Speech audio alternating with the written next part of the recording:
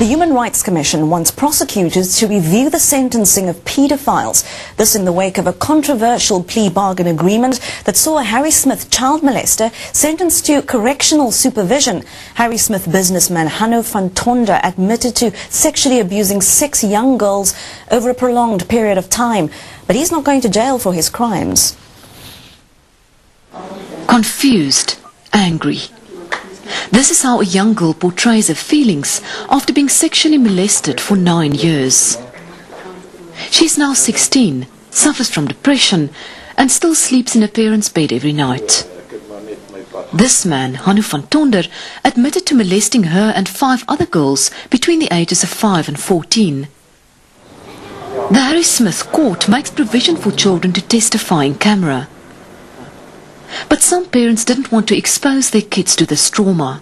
Their attorneys said that they will keep our children busy, each child busy for 2 days and pull them apart and things like that, and that was conveyed to us by our attorneys. And I don't know if this also influenced our decision to accept the plea.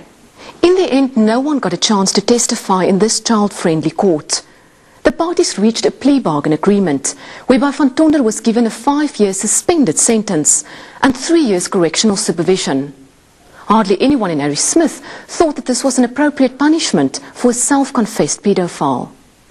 But prosecutors point out that it's not always easy to get a conviction if a child molester goes to court. Because some of these offences happened as long as 9 years before the date of the trial, it was small children and they couldn't remember everything in such detail as would have been necessary. Research has shown that paedophiles are hardly ever rehabilitated in prison. But the Human Rights Commission says it's also important that sentences serve as a warning. We certainly think that at least some portion of the sentence should have been a custodial sentence, spending some time in prison. It could have been done creatively. He could have spent weekends in prison.